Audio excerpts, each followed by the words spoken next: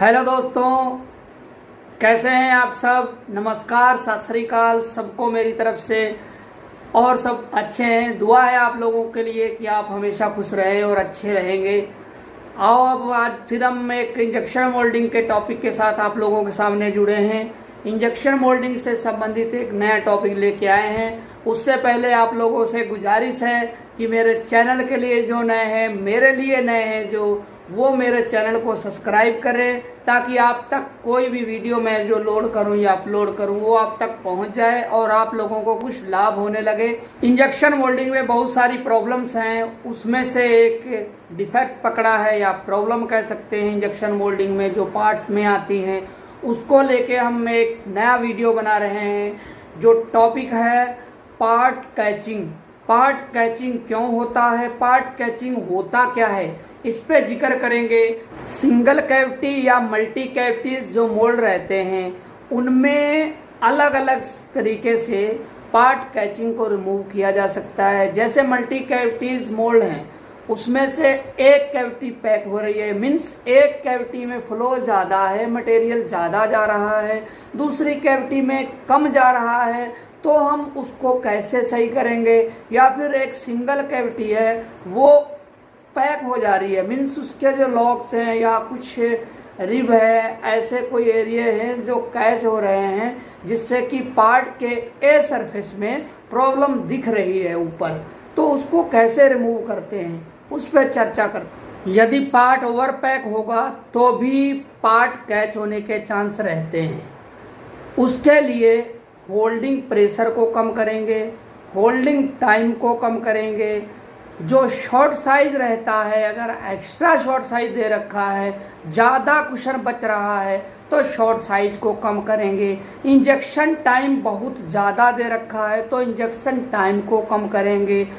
Transfer position को ऊपर लेंगे, मीन्स ट्रांसफर पोजीशन बढ़ा के रखेंगे जिससे कि मटेरियल कम फिल हो, पैक मत हो, ओवर पैकिंग ना हो। इस कंडीशन में पार्ट को हम पार्ट कैचिंग से रिमूव कर सकते हैं। यदि पार्ट कैविटी साइड कैच हो रहा है और हम नॉर्मल वाटर यूज करते हैं मोल्ड में, तो हम कैविटी साइड में एमटीसी लगा के कम टेम्परेचर से एमटीसी को सेट करके तो पार्ट को जो पार्ट कैचिंग हो रही है उसको रिमूव कर सकते हैं। सेम ऐसे कोर में भी कर सकते हैं। ज़्यादा टेम्परेचर ना रखते हुए कम टेम्परेचर एमटीसी के रखने के बाद पार्ट को रिमूव कर सकते हैं स्मूथली, जिससे कि पार्ट कैच ना हो। एमटीसी का टेम्परेचर या जो कूलिंग लाइन रहती है, नॉर्मल टेम्परेचर या चिलर का टेम्परेचर, कूलिंग लाइन ब्लॉक होने से इसमें पार्ट कैचिंग का बहुत इशू आता है।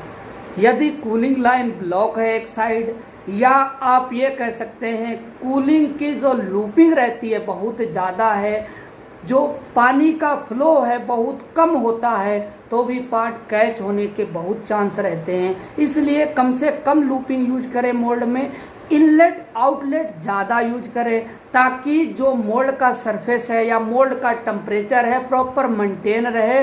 कहीं ज़्यादा और या कम ना होगा तो पार्ट कैचिंग नहीं होगी, अच्छे से प्रोसेस होगा, फीलिंग अच्छा होगा, पार्ट फील अच्छा होगा, तो प्रोसेस में कोई प्रॉब्लम नहीं होगी। लॉग या रिब एरिया अगर कैच हो रहा है मोल्ड में, पहले तो आप मोल्ड के उस एरिया को जो कैच हो रहा है उसको पॉलिश करें, मीन्स टूलूम की मदद से या फिर आप खुद कर सकते हैं, तो उस एरिया को अच्छे से पॉलिश करें। अगर रफनेस है या फिर स्कोरिंग हो रही है तो वो रिमूव हो जाएगी और पार्ट स्मूथ पार्ट इंजेक्ट होगा।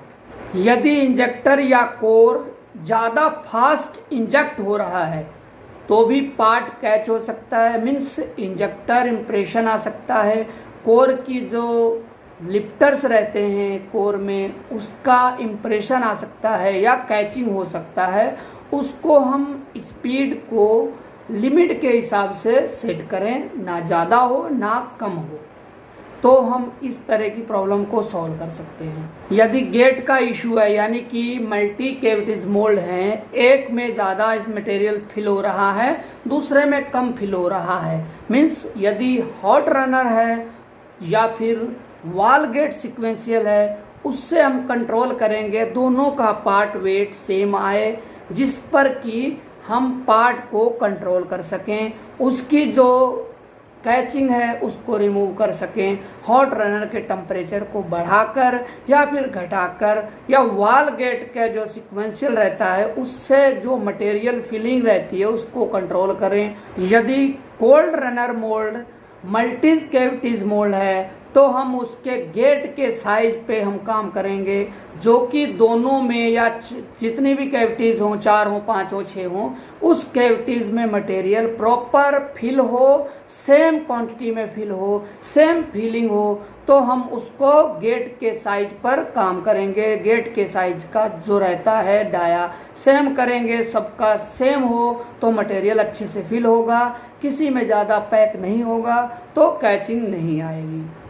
पार्ट कैचिंग में मोल्ड के जो सरफेस का टेम्परेचर रहता है, मीन्स मोल्ड का जो टेम्परेचर रहता है उसका बहुत बड़ा महत्व है, उसको मेंटेन रखना ही पार्ट कैचिंग को रिमूव कर सकते हैं। अगर पार्ट कैच हो रहा है तो वाटर जो नॉर्मल लगा है उसकी जगह एमटीसी यूज कर देंगे तो भी पार्ट कैचिंग कम हो जाएगा, लेकिन उसमें भी कंडीशंस रहती हैं, जो मटेरियल्स रहते हैं उसको देखते हुए ही आप एमटीसी का यूज करें, ना कि ऐसा कह दें कि ये हर एक में एमटीसी लगा दें, ऐसा कुछ नहीं है।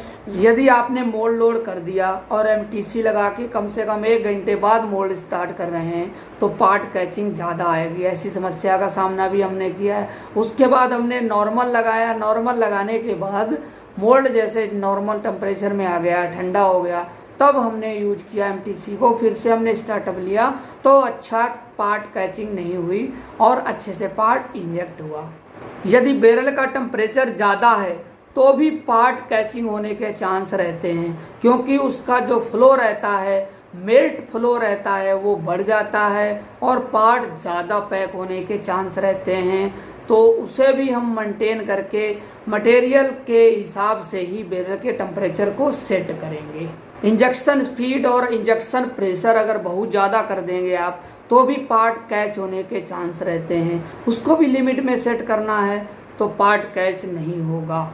कम रखें, बढ़िया से प्रोसेस करें तो पार्ट कैच नहीं होगा।